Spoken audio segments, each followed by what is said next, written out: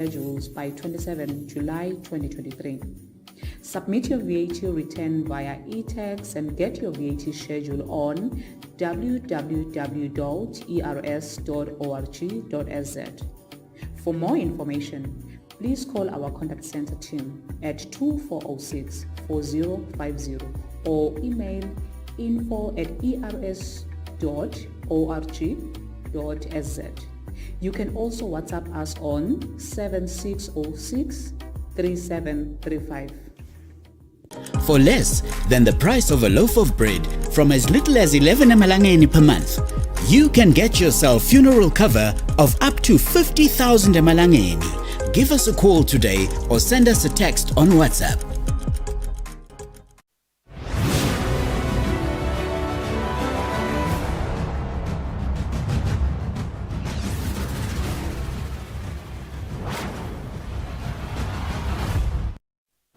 Lishonile ninabakalazidze lishonile malangeni lamahle yemukelana Tindzaba tangensimbi yesikhombisa ntetfwela ngumsakado titfomlambe embili yeSwatini TV libito lami nginondumiso vela kade ngihamba naye namacabiso nkambule ngona namuhla vele silome nato sibuke dona hloko tate thambe embili kulosuku lalomuhla.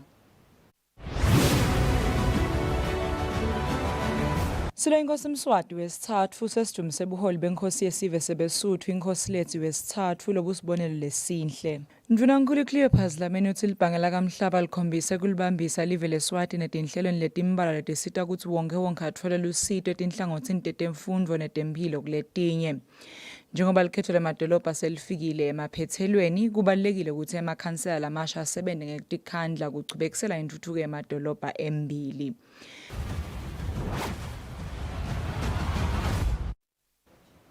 Tindzaba silo inkosi Mswati wesithathu sesidumise buholi benkosi yesive sebesuthu inkosi lethu wesithathu lobusibonelo lesinhle lobubene imiphumela lomuhle eveni laseLesotho nangaphandle bathimate bahlonishana inhlangano yebunye bemave livekati le-Africa i-African Union. Ngwenyama yemaswati iphefumule egameni lebaholi bemave emkhosini welisuku lekudala kwayo inkosi lethu wesithathu lebeyihlanganisa iminyaka lengama-60. Umkhosi bekuhalalisela inkosi lethu bowubanjelwe edolobheni leMaseru lokuyinhloko dolobha yelive leLesotho. Umkhosi welusuku lekutalwa lwenkosi lethu wesithathu bewukhethekile. Ngedulu kwekuhlanganisa iminyaka lengama-60, inkosi lethu wesithathu lonyaka ihlanganisa iminyaka lengama-25 kusukela yabekwa esihlalweni sebukhosi. Kwathi mhla ti-17 kuKholwane nga-1963 kwevakala kulilitela nekujabula lokukhulu esigodlweni ngemva kokube inkosi leseyakhothama Mshweshwe wesibili nendlovukazi leseyakhothama Mohato Bereng Seyiso bathole umfana inkosi lolujaha esibhedlela seScott Hospital eMorija lothiwa libito la Mohato Bereng Seyiso. Wakhula wadzimate wabekwa esihlalweni sebukhosi nga-1996 waba inkosi lethu wesithathu. Leyo mkhosi wekubeka kwayo wabanjwa ngemphala ngeminyaka wa-1997 nekungilapho silo semhlaba ingonyama yemaswati sahlanganyela nenkosi yemangisi Charles wesithathu lebeyingumfana nenkosi Charles. Ngaleso sikhathi bukhosi nebaholi bemavi emhlaba nesive lesithi inkulungwane letingemashumi enkundleni iSesotho Stadium enhlokodolobha iMaseru lapho uphinzo wabanjelwa khona lo mkhosi ngesikhathi ibekwa esihlalweni sebukhosi. Kube nekujabula lokukhulu ngesikhathi kungena inkosi lethu wesithathu nendlovukazi Masenate Mohato Seyiso. Yona-ke inkosi ebesuthu ihlonishwe ngengoma yesive lihambisane nelisiko lamasotsha lekuhlonipha abaholi i-21 gun salute yaphinze njalo yahlolwa nembutho ebedekuvikela.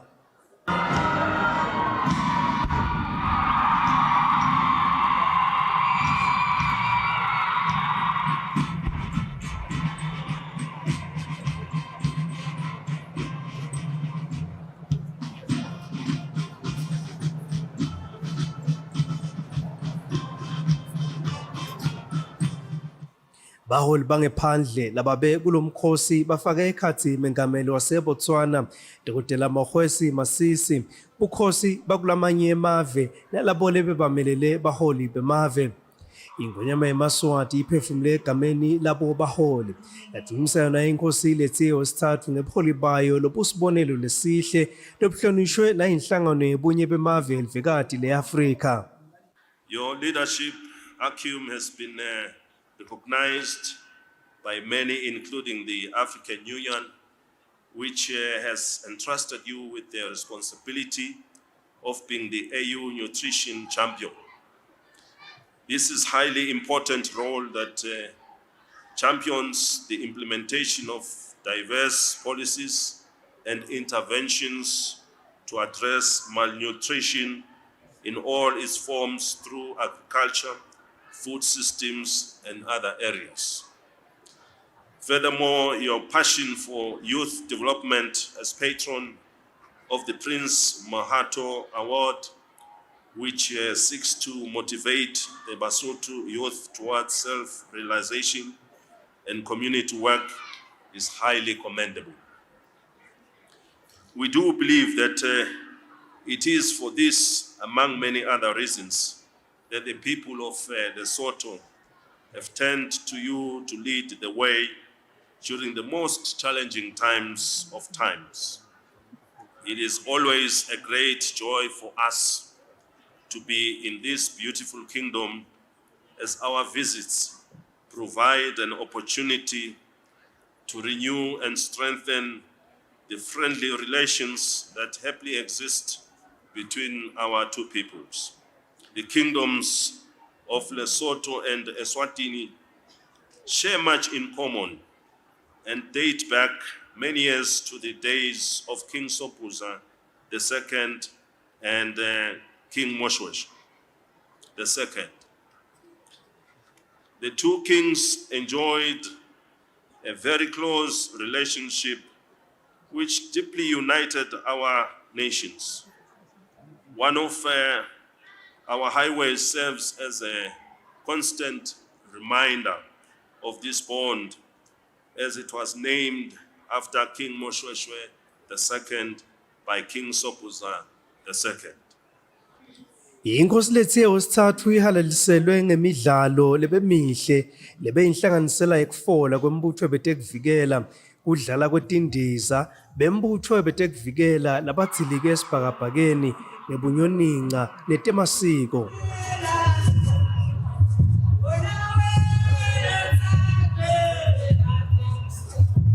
Ushicilela libanga leseyilihambile inkosi ijibe likhekhe lekuyihalalisela isingathwe indlovukazi nebantu abenkosi.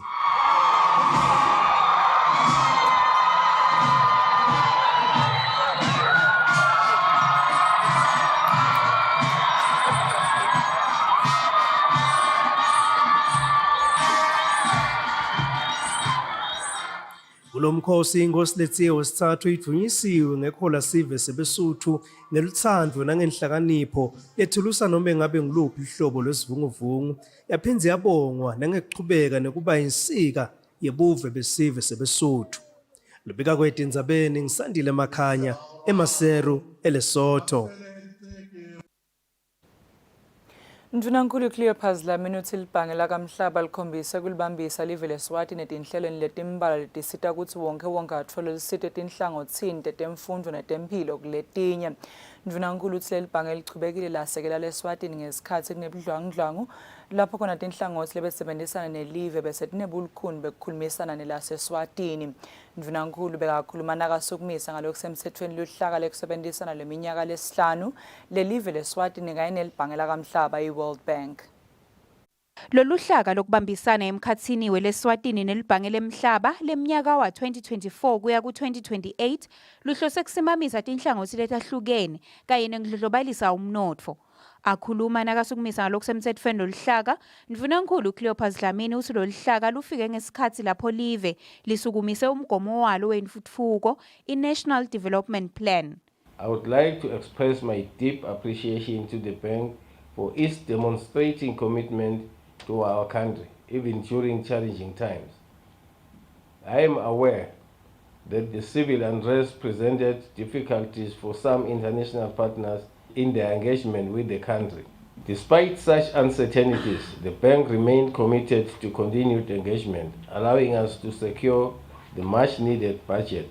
In times of adversity, true friends are few, and the World Bank has demonstrated itself to be a genuine friend and partner to the people of Eswatini. I'm very confident in the World Bank Group Eswatini Country Partnership Framework's ability to provide the necessary support for our development goals and overcome the challenges we face. I believe that through our collaborative efforts, we can build a more prosperous and inclusive Eswatini for all Emaswati, focusing particularly on the empowering women and the youth. Umcondzisi jikelele welibhange lakamhlaba lapha eSwatini, Maria Francois Maria Nelly, uthi ke tinkinga letifaka ekhatsi umkhuhlane i-COVID-19 kanye ke nekungevani kulamanye emave kubange bulukhuni emaveni lamanyenti kufaka ekhatsi leSwatini. The climate change, and also we know that the conflicts at the borders of Europe have affected, broadly speaking, value chain and economies in the world. Indvuna yelitiko letekuhlela ngekutfutfukisa umnotfo Dr. Tambo Gina ithi ke kuyinchubo yekusebenta kwahulumende nalelibhange lemhlaba kutsi kuhlale njalo kukhona sivumelwano lesengamele kusebentisana emkhatsini walo lelibhange nahulumende eminyakeni lesihlanu letako. Etindzabeni kubika Sontomlangeni naThemba Shabangu eMbabane. Njengoba likhetho lemadolobha selifikile emaphethelweni kubalulekile ukuthi amakhansela lamasha asebenze ngetikhandla kuchubekisela intuthuko yamadolobha emibili. Lokhu kushiwo indvuna yetetindlu nekuthuthukiswa kwamadolobha uMphanenkosi Simelane ngesikhathi ivula ngalokusemthethweni umhlangano wesikolo emalanga lama-3 wekufundisa amakhansela ngemsebenzi lekubheka ukuthi awende emadolobheni. Lo mhlangano wesikolo ubanjele eSibayeni Lodge uMathapha.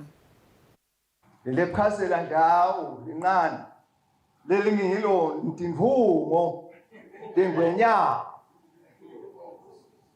njoba naletinye nje siyatikhetha kulamalanga letako letiya eParliament kepha lethethola umthwalo mbamba unantimbiwa ningamunye ngamunye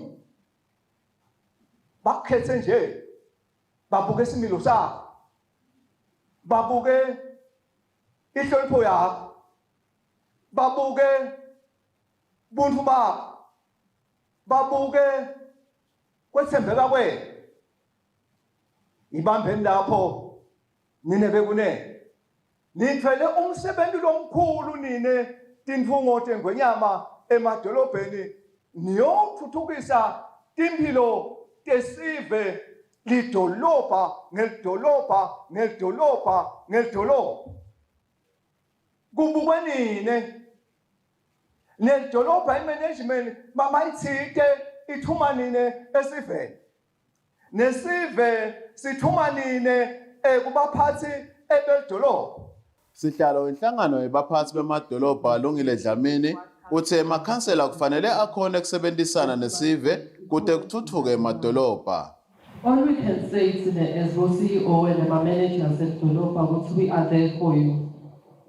We are there to facilitate all your dreams that you have for the town and the city. And through our capability, the discussion, the order, so whatever preconceived ideas, labasha, because things about the Madolopa all over the world, the contentions. Angemashumi layimfica nesikhombisa emakhansela langenelelo umhlangano sikolwa kanze lasalele ngaphandle ngilawa setindzaweni letindzaba tato tisatekwa etinkantolo. Etindzabeni teSwatini TV kubika Mbongwa Dube kuMathapha. Indvuna yelitiko letemafa ni-Rykenburg ithi uhulumende sewukhonile kuvala letinye tikhala lapho bekuvuta khona sipatshe sahulumende solobangena ehhovisi eminyakeni lesihlanu leyendlulile. Indvuna yethile kunye labakhonile kukwenta ukuthi bagweme ukuthi ematiko asebenzise imali lengetulu kwalaphakelwe yona. Indvuna yethile kayikakwendi yodwana kodwa kubide kusebenzisana nebantfu labaningi. Indvuna yetemafa ni-Rykenburg yathi nayingena ehhovisi yatibophelela ekutheni itawenda konke lokusemandleni kuvala timbombi lapho kuhaza khona imali yahulumende. Indvuna yithi sekukhona labakwendile solo bangena ehhovisi kuyilungisa lendzaba njengobe lenye yetindvo labatikhanze tiyinkinga kakhulu ukuthi ematiko bekasebenzisa imali lengetulu kwalaphakelwe kona. The first one was there was just budget over expenditure to start with. So the first thing we did was just meet every 2 months, at ministerial level with everybody and look at every ministry's budget, see where over expenditure was, do what we could do to stop over expenditure within the ministries or really understand it so we can increase it. So we managed to, within the first year already, managed to stop budget overruns within the ministries, which means at least ministries then spent within the budgets that they have.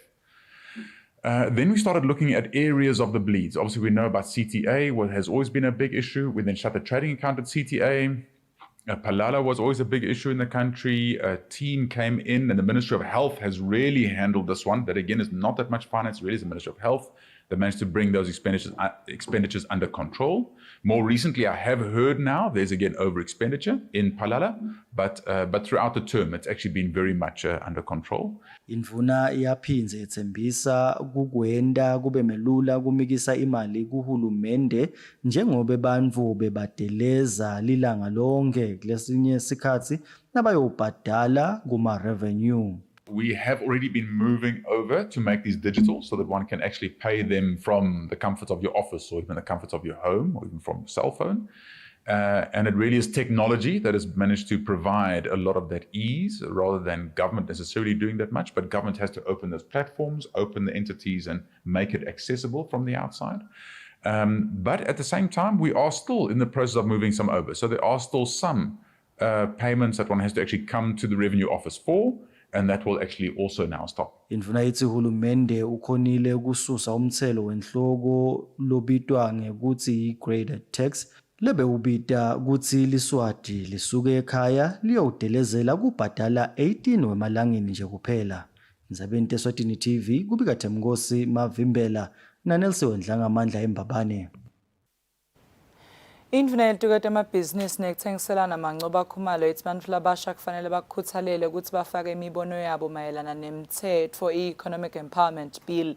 Indvuna yephindze yaveta ukuthi bantfu labasha solo basebenzisa isikhwama lesibitwa ngekuthi yi-Loan Guarantee Scheme lesinemali engangahafu wesigidi semalangeni. Indvuna bayikhuluma ngesikhathi indvunankulu yasukumisa ngalokhu semthethweni luhlaka lwesivumelwano sekusebenzisana emkhathini kwelaseSwatini kanye nelibhange lakamhlaba i-World Bank.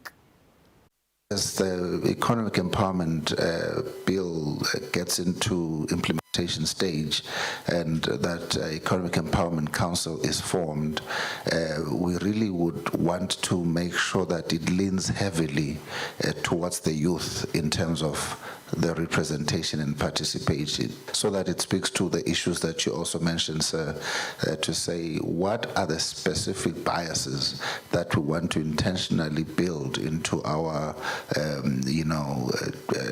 workspace. So for example, if a company is going to be given incentives by the Ministry of Finance, development approval orders, special economic zone licenses, whatever the case may be, what is your ratio of youth employment? How much of your procurement comes from youth? And those things need to be tied to those incentives. And that is what I'm hoping that this Citizens Economic Empowerment Council is going to build in their regulations.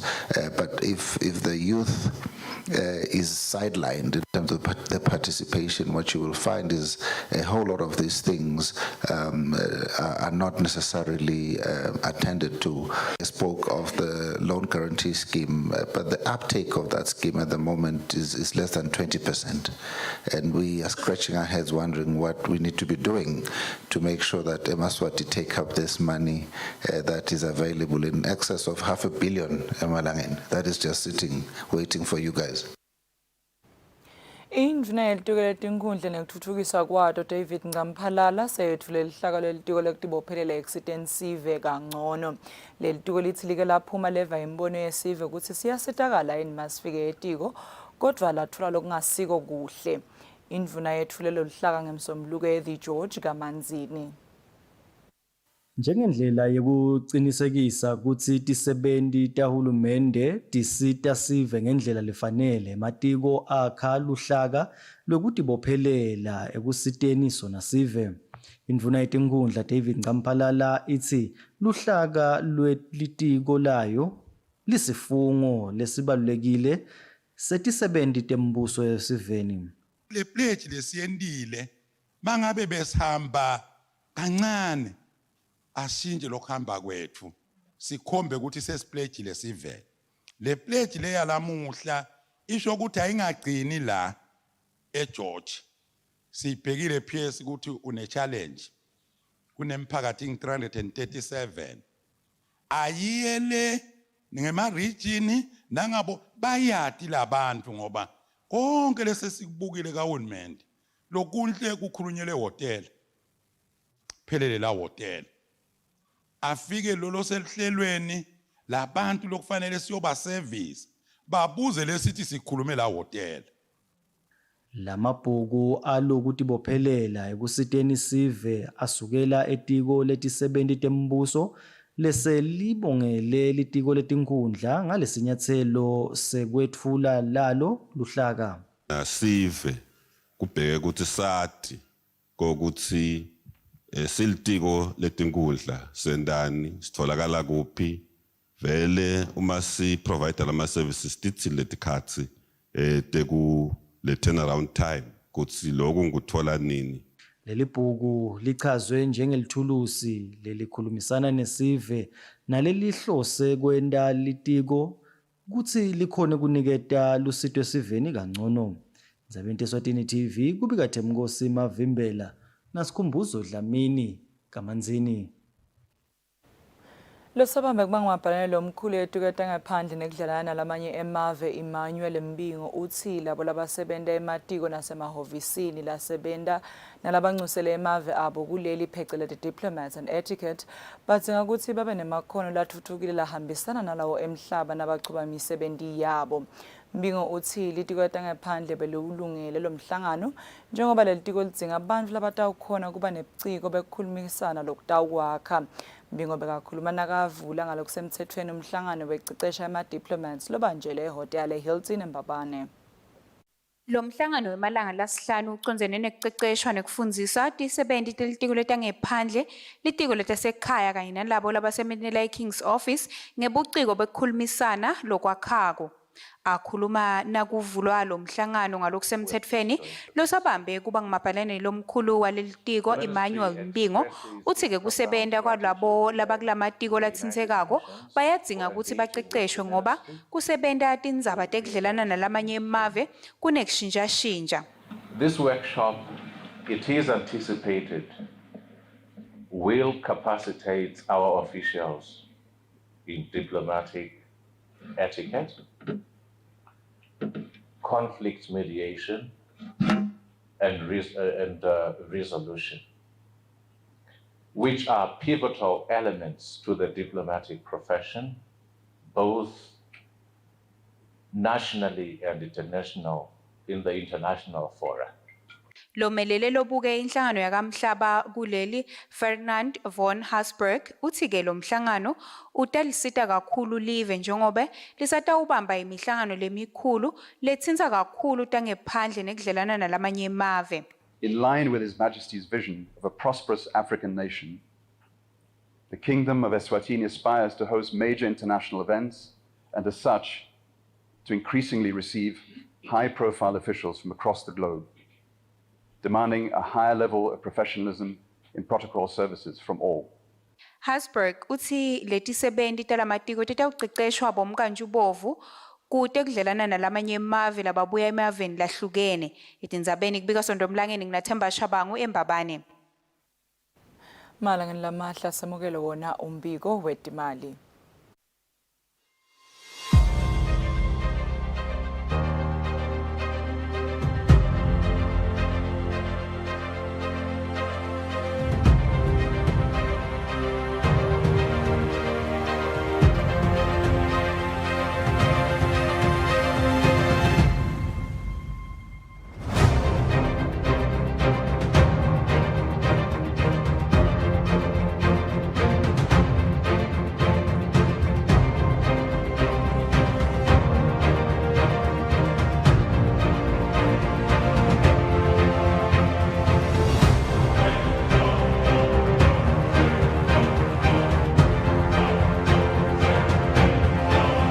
Standard Bank. It can be.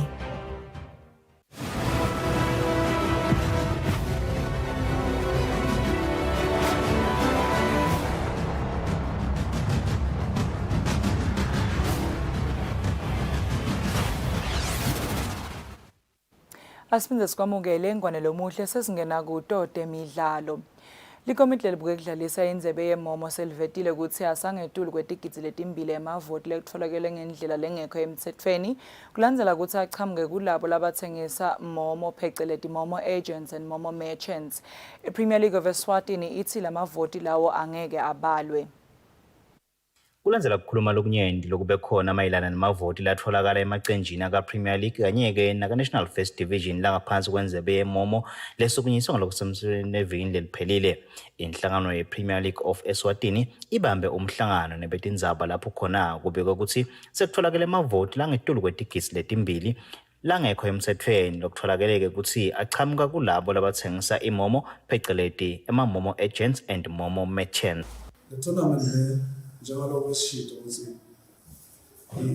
itawusita kakhulu nalamathimbi ukuthi bethulombo database ema-fans sathi ukuthi ema-fans angaka so ngiyo lama-fans lakavoti lafakela ama-fans lokutholakele ukuthi kula mavoti onke lapho sesitini kosa 3 million osebela 2,181,170 wala mavoti lakhethelwa ngama-agents nabo sikaniketa leto tinombolo sinasicedzela malini tanifakela sikade ukuthi angina-165,000 emavoti abo-agent angu-1.2 million emavoti abo-merchant asabonakele ukuthi ngwaphi. Labasekele ngemali lekuyi-MTN Fintech nabo-ke bakhuthata abalandzeli kanye-ke namacembu ukuthi basebenzisane ngendlela lefanele kude kuthi lendzabe ihambe kahle.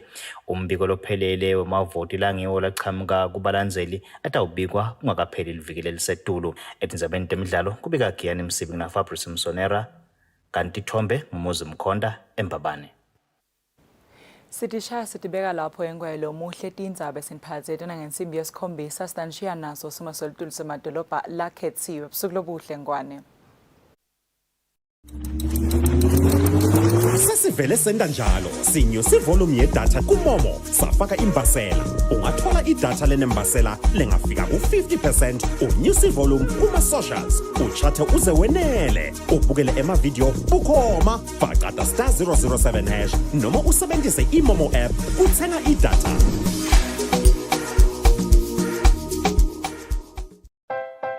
Simo selitulu nilethelwa baka MTN Business. Noma simo selitulu senjani, i-MTN Business ikhona kusita ibhizinisi yakho. Simo selitulu benilethelwa baka MTN Business. Noma simo selitulu senjani, i-MTN Business ikhona kusita ibhizinisi yakho.